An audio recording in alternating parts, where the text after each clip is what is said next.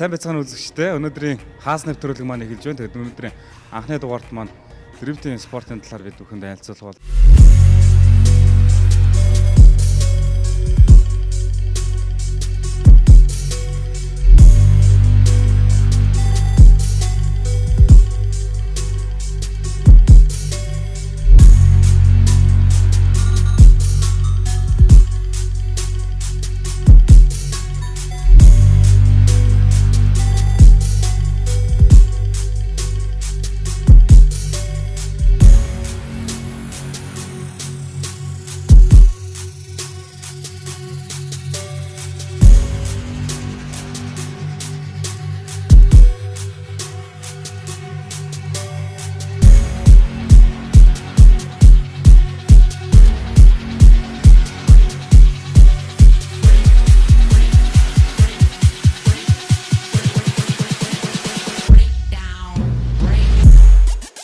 өнөөдрийн нэвтрүүлэгт Mongolia Drift Series тэмцээний маань 1-р үед амжилтаа оролцсон эхний 1-2 дугаар байранд орсон 2 тайлбар залуугаа би урьж оролцуулаад байна. Дууган хөө маань болохоор саяны тэмцээний маань 1-р байрыг эзэлсэн байгаа. Хэн баяр маань болонгод саяны болсон тэмцээний маань бас 2 дугаар байранд орсон 2 залуу байна. Тэгээд за манай ОК иргэдээ хичээлээд одоо хэдэн жил болж байна вэ? За яг дрифт спортоор хичээлж эхлээд бол 10 жил болж байна. Ер нь Монголд анх үүссэн цагаас гээд 2006 оноос эхэлж энэ спорт маань хөгжиж эхэлсэн байгаа. Тэгээ аажим яваа сүүлийн нэг 3-4 жил эрчимтэй хөгжиж явж байгаа энэ спорт байгаа. Манай ОК-гийн хувьд ерөнхийдөө тэмцээн уралдаанд хэр амжилттай оролцсон, ер нь хичнээн тэмцээн уралдаанд оролцсон бэ? За нийт тэмцээн уралдаан гэвэл ер нь бол Монгол зохиогдсон дрифтийн тэмцээнүүд дийлэгт нь орж явж байсан. Тэгээд гаргасан амжилт гэх юм бол сүүлийн 3-4 жил бол амжилтаа таслахгүй амжилтаа орцож явж байгаа.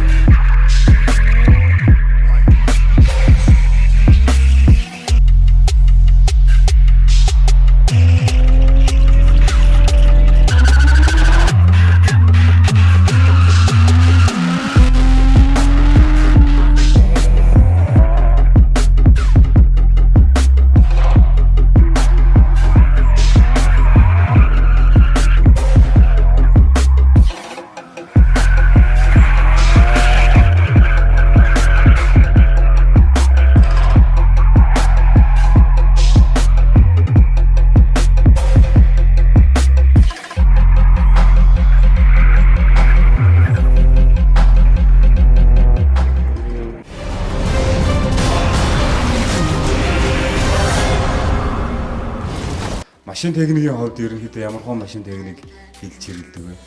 За машины хувьд бол анх ер нь бол хөгжиж эхэлсэн Монголд бол дийлэн хүмүүс GZX 100 буюу Chaser Mark 2-оор дрифтлж эхэлсэн. Одоо сүүлийн үед бол янз янзын машинаар л явж байна л да. Тэгээд миний хувьд гэх юм бол Nissan Silva S14 гэсэн машинаар нөгөө тэмцээнд ордог байгаа. Silva ер нь яг сүүлийн жилүүдэд ер нь нэлийн эрчимтэй бас тэмцээн уралдаанд орж байгаа харагддаг. Тэгээд ер нь Silva-ны ер нь давуу тал юмнууд нь яг юу гэдэг вэ? Ер нь бол Silva яг Монголч гэлтгөө дэлхийд даяар ер нь дрифт тохиромжтой машин гэж үздэг. Тэгээд давуу тал гэх юм бол бус машинаас давуу тал гэх юм бол илүү хөнгөн. Тэгээд одоо дрифтийн гол онцлог бол үнцэг авч явах хэрэгтэй байдаг. Тэр үнцэг авалтан дээр Silva бус машинаас арай илүү онцлогтой байдаг. Үнцэг авалт гэж ярьдаа шүү дээ. Тэгэхээр ер нь дрифтийн спорт нь одоо жишээлбэл тэмцээн уралдаануудаар харж байхад бол хоорондоо ингээд уралдаад байгаа юм шиг мөртлөө ингээд арай илүү яваад байна гэж бодсон тамирчин нэрдээ тэмцэлсэн хасагдаад байдаг. Тэгэхээр энэ шүүлтийн журам юм бол энэ стандарт нь яаж явагдах юм бэ? За энэ бол зарим хүмүүс уралдаан гэж ойлгоод байгаа шиг байгаа. Ер нь бол яг хүндлэн хоёулаа яг крац аваад дали гэсэн үг тэгж явах хэрэгтэй. Тэгээд баатлын журмаар явна гэх юм бол хойноос гарч байгаа тамирчин урд гар явж байгаа тамирчнаа илүү нааж, илүү ойрхон явах юм бол илүү өндөр оноо авдаг байгаа.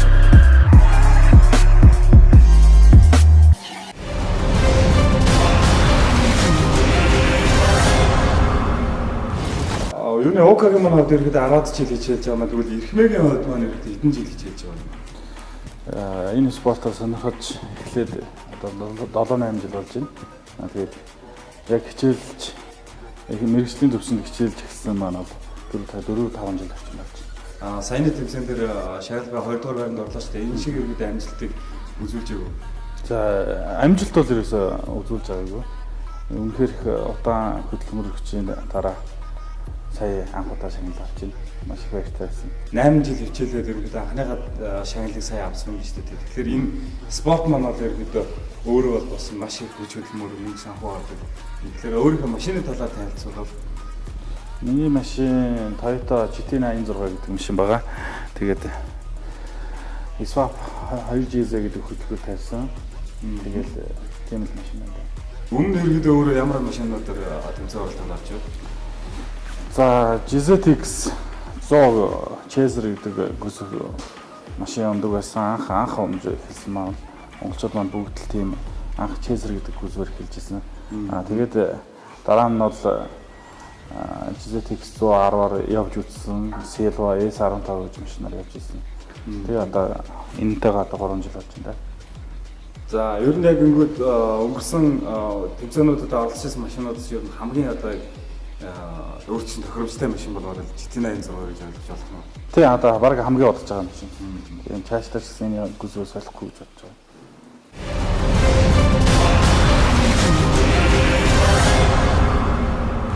Монголд дрифтинг спорт маань хөгжөөд ирээд 10 жил болж байгаа юм байна. Тэгвэл дэлхийд иргэд яаж хөгжиж байгаа? Ер нь Монголын ялгаа юу вэ?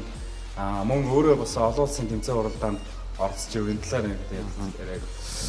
Дэлхийд гэх юм бол ер нь бол Японоос үүсэл гаралтай байгаа дрифтинг спорт маань. Тэгээд одоо сүүлийн жилүүдэд бол Формула дрифт гэж Америкт маш хүчтэй тийм том тэмцээн гарч байгаа. Тэгээд энд мөн адил Японы тамирчид ордог, Европын тамирчид ордог, бүхэл улс орноос тамирчид очиж ордог байгаа.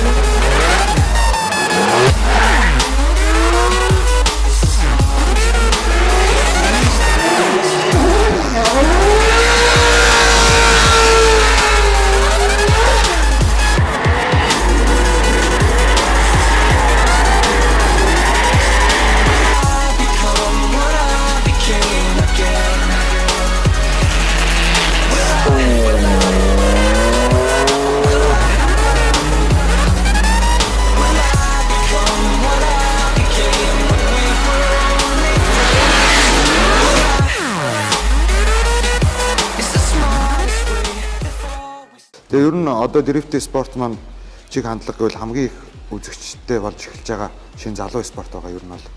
Тий. Одоо миний хувьд олон улсын тамирчтай өрсөлдөж юу гэвэл түрүү жилийн 10 сард болсон Оросын холбооны усаас 6 тамирч ирж оролцсон тэмцээн болсон байгаа. Тэгээ тэрэн дээр олон улсын Оросын тамирчтайгаа хамт дрифтлсэн. Тэгээд тусгай байр эзэлсэн.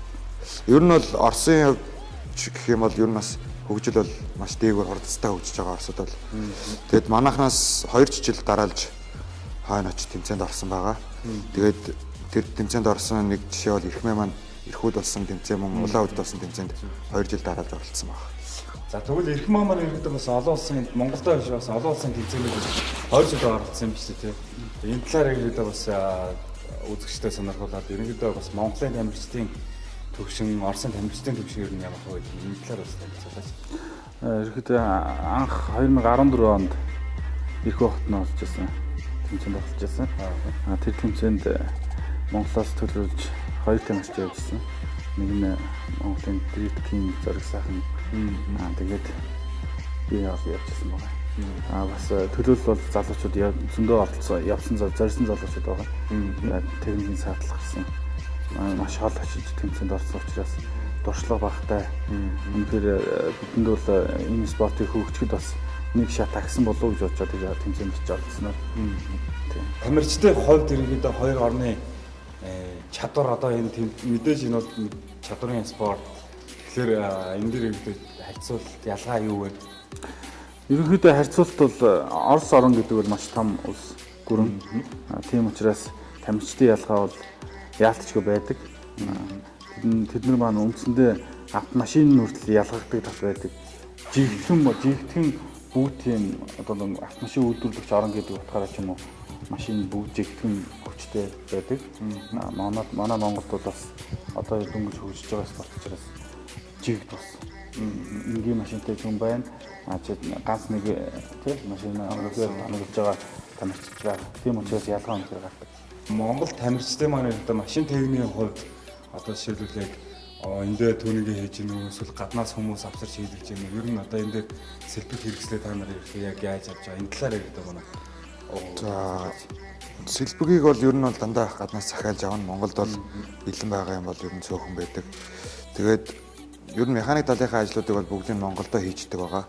Тэгээд сүүлийн жилүүдэд Японоос инженер дуудаж одоо компьютер тохиргоо буюу машиныхаа хүчийг тохируулах зүйл дээр бол Японоос инженер дуудаж ажиллаж байгаа. Тэгэхээр ер нь бол механик талынхаа бүх юмнуудыг Монголдо хийдэг гэхлээр бол одоо жишээлбэл үзэгчд маань тэгж ойлгохдаг. Энэ машинуудыг хамгаалахад гаднаас хүмүүс авчирч байдаг юм. Тэгэхээр Монгол иргэд инженеруудын хүмүүс чадвар одоо Монголдо бүх машин техникийн янзлаад ингээд компьютер техникээс бусдын юм хийждэг. Ойлгож байна. Зөв. Ер нь бол зөв. Тэгээд ер нь энэ дрифт спорт хөгжөөд явж байгаатай холбогдол одоо гамлаг инженер маань байгаа. Энэ спорт маш өнтэй хувь нэмэр оруулж байгаа. Ер нь дийлэнх одоо Монголд явж байгаа төлхөө тамирчдын маань машиныг бэлтгэж гаргаж өгсөн. Тийм хүн байгаа.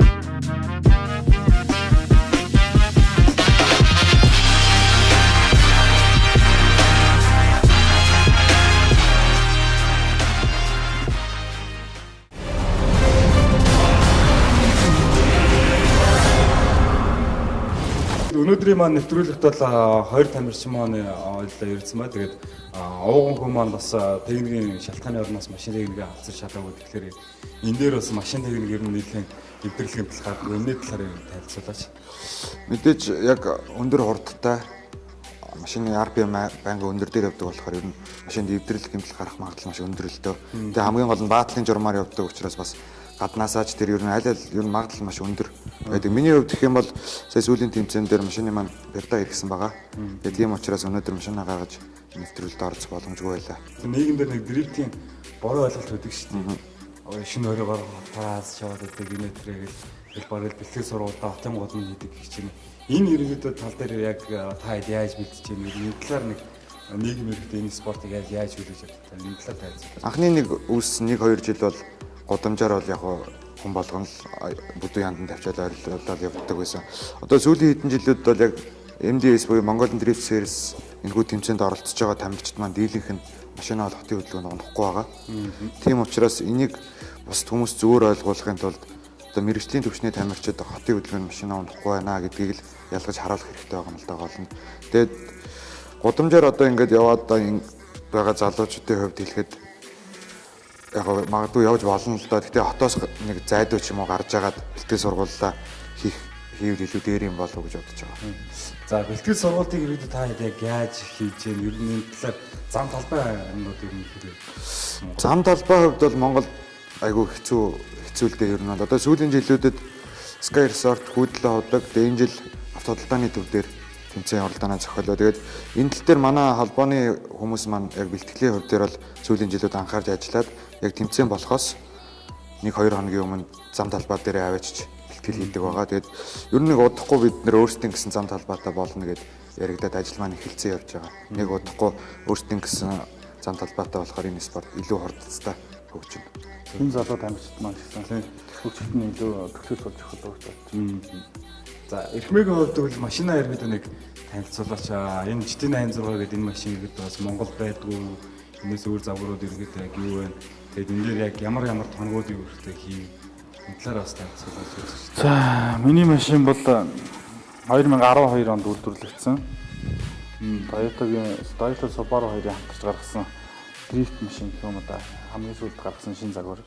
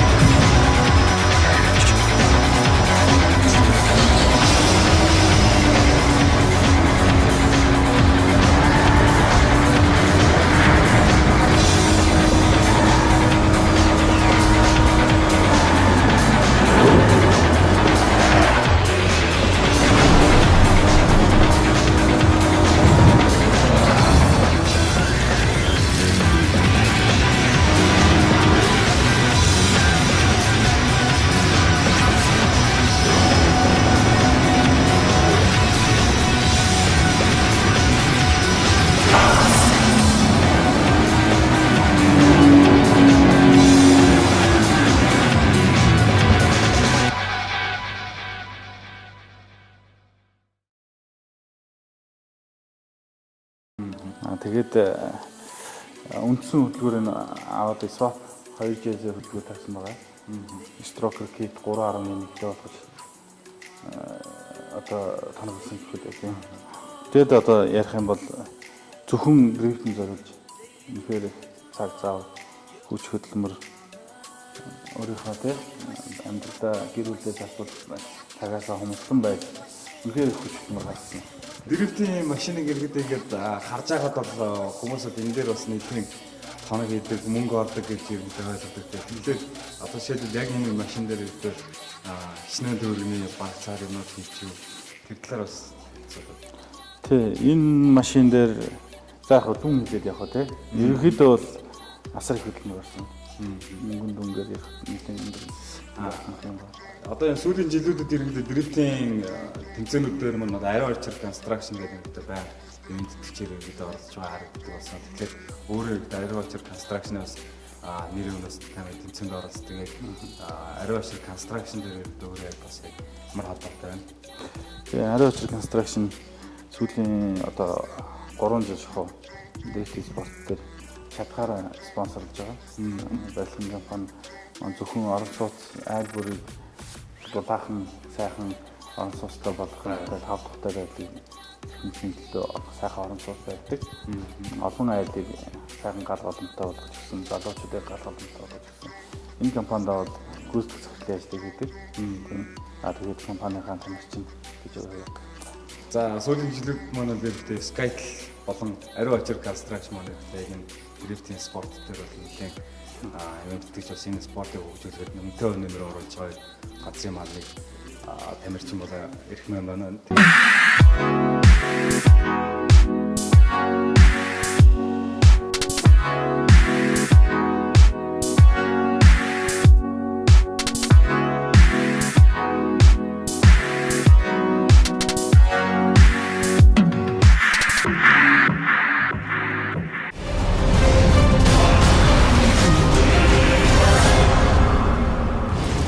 Энэ машины хувьд ерөнхийдөө анх одоо яг мотор хороох нь ямар хөө байв. Энэ нэг ерөнхийдөө одоо харж байхад бол зөвхөн баруун кузул ашигласан юм шиг харагдаж байна л да. Тэгэхээр яг энэ талаар тайлбарлаач. За анх энэ машиныг авахд маань бол үйлдвэрийн Toyota Subaru 2 гэж би түрүүнд ярьжсэн хамтарч хийсэн. Тэгтээ Toyota-гийнх нь үйлдвэрээсээ гарсан Toyota GT86 гэдэг загвар нь. Энэ машины хөдөлгөөр маань бол Subaru хөдөлгөөртэй байсан. Subaru хөдөлгөөр нь үйлдвэрээс 180 морины хүчтэй. Яг дэлхий дээр бол бас одоо дрифтлж байгаа тэр Subaru хөдөлгөөрийг өшөө хөгжүүлээд дрифтлж байгаа хүмүүс байдаг. Гэхдээ бидний сонголт бол Монголд үнэхээр нэг 600-аас 700 морины хүч гаргая.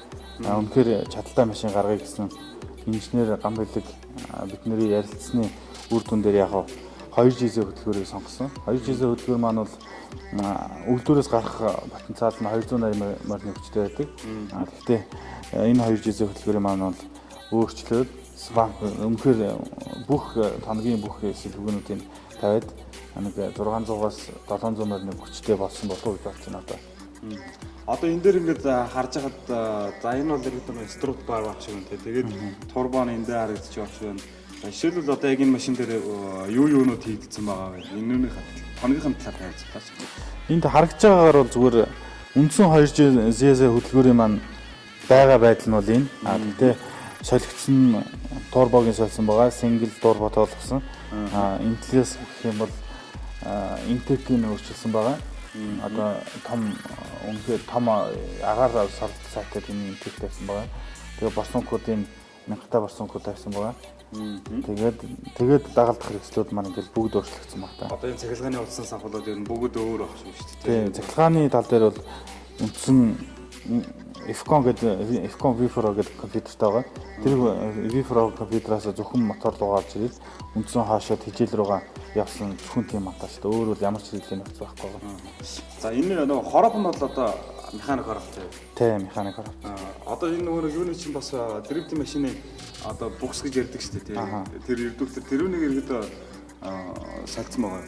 Тийм, энэ маань Toyota Supra гэдэг тэрний букстай байгаа. Хад редуктор гэсэн үг. Редукторын тоногийн болгож өөрчилсөн байгаа. Тэгээд 3.2-тай болгох тоногийн өндөр гүйлттэй тийм буксээс олсон байгаа. Тэгээд хоропны тал дээр бол R154 гэдэг хороптой байгаа.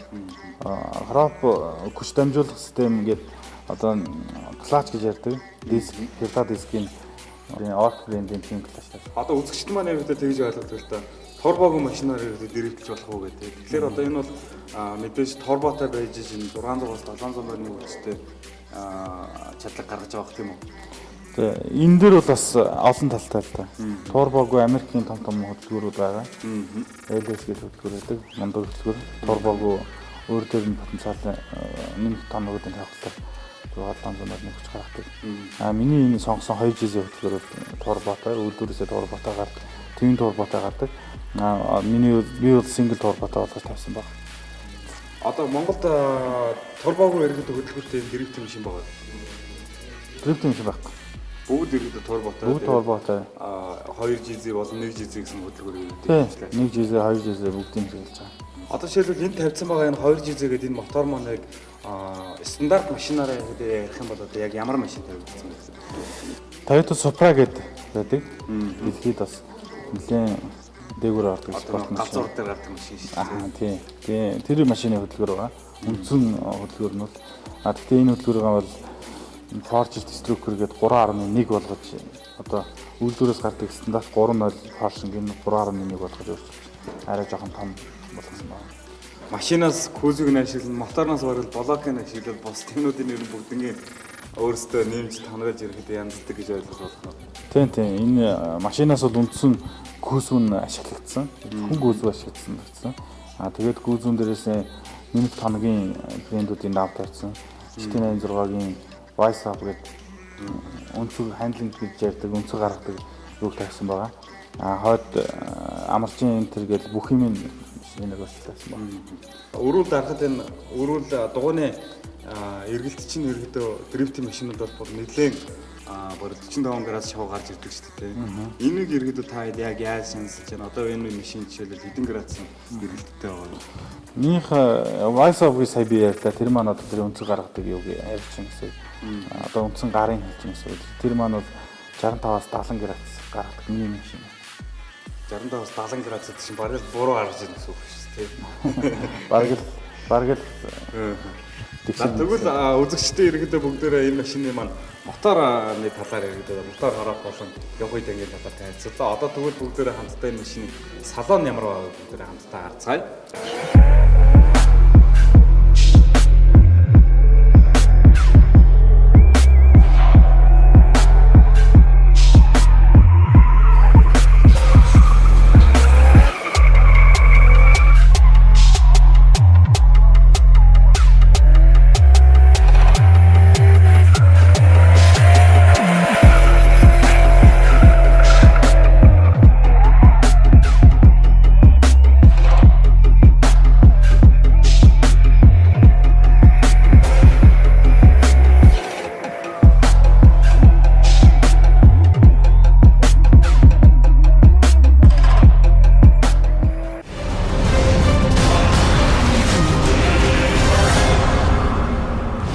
За үзэгчдээ бид хоёр яг одоо машиныхаа дотор талыг хэрэгдэд танилцуулахаар ингээд татганаар суудсан байна. Тэгээ орж ирээ суугуудад ерөөс энэ дотор ингээд энгийн машиныг бодоод салаан гэдэг юм байхгүй.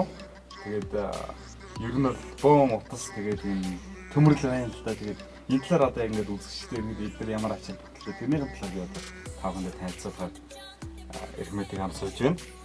За одоо жишээлбэл энэ гар кардан одоо энд байгаа. Тийм, гар кардан. Энэ зүгээр нөгөө нэг татдаг карданууд гэсэн. Тэрнээс юугаар ялгах юм бэ? Энэ татдаг карданаас давуу тал нь сайн барина. Ялгааны хувьд бол хойно шингэнээр барьж байгаа. Наклаадаар биш шууд шингээ хавчигч доромжтой болсон гэсэн. Хаацны педал гэдэг бас шал өөр байна л да. Энэ бусад машинуудынхаас энэ бас юугаар ялгах? Энэ ямар ач холбогдолтой юм бэ? Энэ яг дрифтинг спортод одоо зориулагдсан гэх юм уу та Wheelwood брэнд байгаа. Wheelwood маш нарын тооцоололоор барьдаг. Торомц гэхэд машины бага явалтаар барьдаг. Хаад машин өөртөө явж яхад ерөнхийдөө зогсох үед бол зогсох газраа зогсоно гэсэн үг шүү дээ тийм үү? За тийм ер нь бол зогсох газар адилхан тооцоо бүх машинууд адилхан зогсно. Гэхдээ энэний давуу тал нь болохоор дрифтэнд маш хурдан конс торомц хаазгуурмаа хэрэглэдэг байгаа. Тэгэхэд торомц бага зэргийн хөглөхөд ерөөсөө миллиметрээр гიშгэж нөгөө барилтын хэмжээний явагдана. Консны асуудал дээр болохоор энэ маань ингээд комор байгаа. Бас үнэхээр тийм нарийн хурдан зөөлхөн арай тийм дрифтэнд аль хялбар байна гэсэн тэр давуу талуудыг үйлдвэрлэгч маань илүү давуу тал болгож хийсэн байгаа. Тэрэн дээр үндэслэж сонгосон тийм. Одоо энэ юуны хувьд л энэгээр ингээ баахан цахилгааны ус тавьсан ингээд баахан гаавч нууд харагдсан тийм. Хянах нь байхгүй. Тэгэхээр одоо энэ хянах юугаа эдгээр баахан дэлгэнснүүдээр мэдээлэл авдаг гэсэн үг юм байна. Тэ ерөнхийдөө цөөхөн ингээд усаа харчин моторынхаа даралтыг харна. моторын RPM-ийг харж байгаа. Тэгээ boost одоо турботой машин boost controller ингээ харж байна. Тэгэл ийм хэдэн самбар л байгаа. Энэгээр л мэдээлэл өөр бол тийм илүүтэй тийм байна. Одоо энэ ногооноор явж байгаа энэ иргэдэг каркас байх шиг байна. Энэ ер нь дрифтийн спортоор ер нь тавигдж байгаа машин тавигдах стандарт гэж яг юу гэдэг вэ? Энэ заавал каркастай байх хэрэгтэй гэдэг одоо энэ дрифттэй байх хэрэгтэй гэдэг стандарт мэдээж байгаа бол тоо. Тийм хамгийн нэгдүгээр аюулгүй байдлыг маш сайн хандах хэрэгтэй. Дамаа олон улсын тэмцээн дээр юм одоо гадны Оросын бидний одоо явж үзсэн нэг Орос эрхүүгийн тэмцээн дээр шаардлага тавьдаг юм бол заавал каркастай байх хэрэгтэй. Хамгийн нэгдүгээр хүний эрүүл мэнд аюулгүй байдал байх хэрэгтэй. Тэгээ хоёрдугаар касктай байх хэрэгтэй. Тэгээд ямар нэгэн гал энэ тэр гарлаа гэхэд шатдаггүй тийм галын хамгаалалтай комбинезон байх хэрэгтэй. Тийм хамгийн нэгдүгээр нь аюулгүй байдлыг тавьдаг. Альч улсыг харж байхад аюулгүй байдлыг сайн хангасан байх хэрэгтэй. Миний хувьд бол ирэх хугацаанд ч тэмцээнд орж байхад ороход бол би машинаа өмнө судлаад ямар шаардлага стандарт гэдгийг судалж агаад каркастай байх хэрэгтэй бол каркастай байх хэрэгтэй. Тэрийн стандартын дагуу хийлгүүлсэн. Тийм шаардлагууд байдаг. Одоо Монгол улсад зэрэгтэй бас яг энэ стандартын мэдээ тавигддаг гэсэн үг үү? Тийм Монгол улсад одоо комбинезон байх хэрэгтэй. Каск байх хэрэгтэй. Автомашин каркастай яг мэргэжлийн английн тэмцээн дээр бол каркастай байх хэрэгтэй гэсэн шаардлага тавьдаг. Каркасыг бол одоо манай дээр мэргэжлийн зам утун удахгүй одоо ажил нэхэлцээ явж байгаа. Утун удахгүй мэргэжлийн замтай болно. Тэрэн дээр бол бүр каркасыг холбооны урдлагууд маань маш хатуу тавина гэсэн. Одоо бол зүгээр каск болон комбинезоныг маш хатуу шаардлага тавьж өмсүүлж байгаа. Тамирчдыг.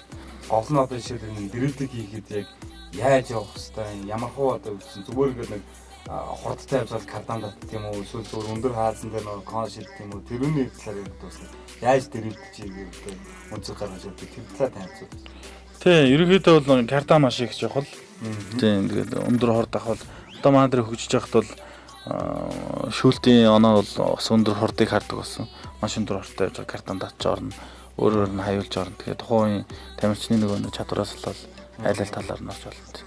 Тэгээд ер нь явцын дундаа л ирэхдээ тэгэл хааз консойроор бүх юмнуудаа тохируулна гэсэн үг үү? Тий, ерөнхийдөө маш хааз конс тоормс 3-ыг нь үнэхээр маш хурдан хөдөлж явж байгаа. Одоо энэ ард нэг баллонтай юм тавьсан байна л да. Энэ одоо жишээлбэл юм бэ?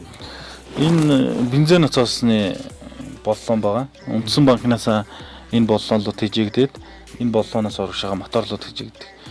Дрифт спортчин хөндлөнгөөр явдаг тий. Тэгэхэд автомашины маань бензин мэдээж дрифтлэхэд бензин багасж байгаа. Цалгилт үүснээс хамгаалаад одоо энгийнээр явах юм бол цалгилт үүснээс болж ноцоос сорох тиймэрхүү эрсдэл гарах магадaltaй учраас энэ боллон дотор үндсэндээ байнга энэ боллоо дүүрэн байна гэсэн үг. Үндсэн банкнаас тэжигдээд энэ боллон дүүрэн хизээч одоо нэг дундахгүй гэсэн үг л тийм. Тэгээд энэ дээр ирэхдээ бас нэг гол юм нэг машины компьютер гэдэг төрөм ярьжсэн тийм. Компьютер нэг Yamaha компьютер гэдэг тэр Fcon гэдэг тэрнийхээ таагаллаар нэг байна. Тийм, Fcon V-Pro гэдэг компьютер хэрэгэлдэг. Одоо монголчууд маань бүгд давуу хэрэгжилж байгаа. Одоо тэр жижигхэн шар одоо гэрэл авсан байна тийм. Тэр Fcon V-Pro маань бол монголчууд бол их давуу хэрэгжилж байгаа. Гэхдээ дэлхийд дээр японочууд бол бүгд Fcon V-Pro хэрэгэлдэг. Тэгээ Орос руу бас хэрэгэлдэм байлээ. Тэгээд яг бас нэг арай өөр систем юм компьютераас давхар хэрэгэлдэг гэсэн Оросд бол. Монголчууд тэгэхээр энэ нэг жижигхэн шар одоо төхөөрөмжлөр энэ машины тэр морины үүж бүх одоо энэ юмнуудыг бүгдийн хооронд нь зохицол бензин зоорлол тэр агаарын даралт энэ бүгдийн хооронд нь дааруулдаг. Тий, энэ машины бүхэл одоо энэ хүчин чадал гаргаж байгаа машин асгад мэдээлдэг бүхэл тийм одоо системийг энэ компьютер жижигхэн компьютер маань мэдээлж одоо зохицуулж яваад гэсэн. За үзэгчдээ дрифтийн машины талаар хэрэгтэй та бүхэнд нэлээд мэдээлэл өгсөн байх гэж бодож байна. Тэгээд 4 сарын 9-нд болсон тэмцээнд энэхүү машин маань ямар хөө ижидтэй явсан, яаж явсныг хамтдаа үздэцгээе.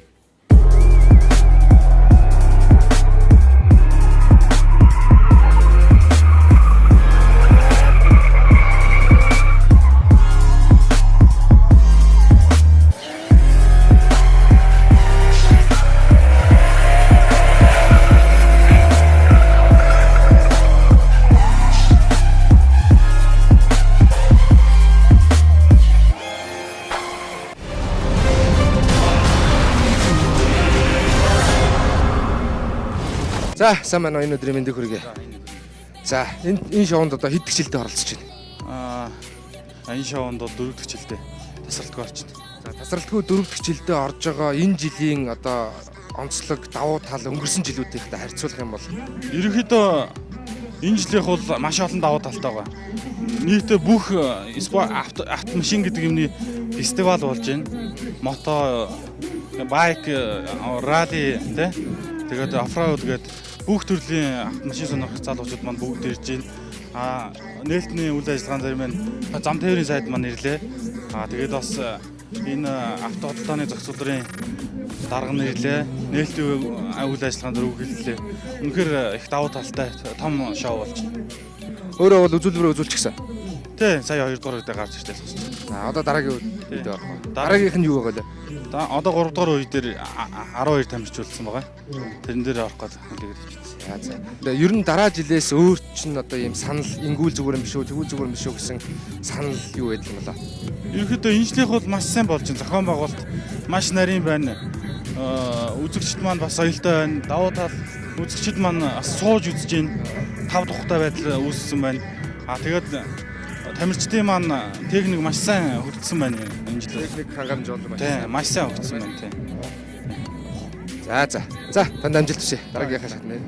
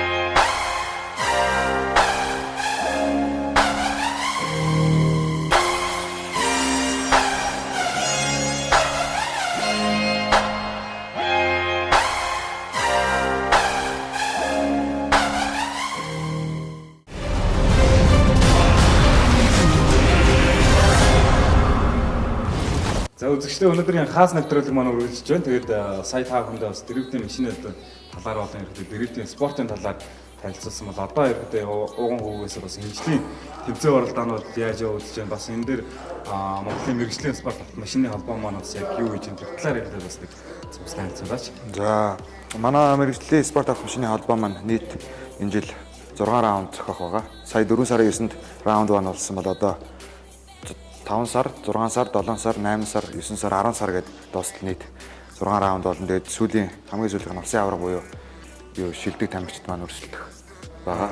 Тэгээд энүүгээр юу хэлээд байна гэхээр ер нь бол одоо Монголын мэрэгжлийн спорт автомашины холбоо гэж явж байгаа эдгээр залуус маань энэхүү спортыг яг зөвөр хүмүүс таниулах мэрэгжлийн төвшөнд энэхүү спортыг аваачих төлөө маш их хичээж ажиллаж байгаа. Одоо жишээлбэл улсын авраг шалгаруулад төрүүлсэн тамирч нь олон улсын тэмцээнд явах эрхээ авдаг гэсэн. Энэ жил ерөнхийдөө өнгөрсөн жил одоо яг ямар тамирчин төрүүлээд энэ жил ерөнхийдөө явах болцдог юмсан байгаа юм. Өнгөрсөн жил Монгол улсын авраг шалгаруулалт тэмцээн дээр Driftworks клубын А2 төрүүлсэн байгаа. Тэгээд Азаа маань түрүү жил бас улаан үд тусан тэмцээнд амжилттай оролцоод шүгэний 8-д ороод ирсэн байгаа. Тэгээд энэ жил одоо бидний төлөвлөгөө гэвэл 7 сард байнуудаа эрхүү хотод болох Drift B2 тэмцээнд явахаар одоо машин дэргээ бэлдээд эхэлсэн байгаа юм. олон улсын тэмцээн оролдооны нэрээр манай Монгол тамирчид бас оролцоод эхэлсэн байгаа юм. Тэгэхээр яг одоо энэ шинэ залуу тамирчид маань энэ спорт дээр орж ирээд сонирхыг ивэл хэрэгтэй ямар боломж болцоо байгаа. Энэ талаар маань танилцуулаач. Шинэ залуу тамирчдыг бол манай халуун дэмжиж байгаа Монголын мэргэжлийн спорт машины холбоо. Одоо шинээр ингээд энэ холбоонд хэлсэн цаашдаа энэ спортын төлөө сэтгэлзүйхээ зориулаад тий спортыг цаашдаа хамтдаа хөгжөө идэвхтэй гэж залуучууд нээлттэй байгаа. Цаашдаа ингээд энэ спортод сэтгэл зүрхээ үнэхээр зориулж чаднаа тий. Мэдээж амьдралаа алдахгүй зүгээр энэ спортын төлөө явж чаднаа үнэхээр сонирхож ингэсэн залуучууд бүгд нээлттэй.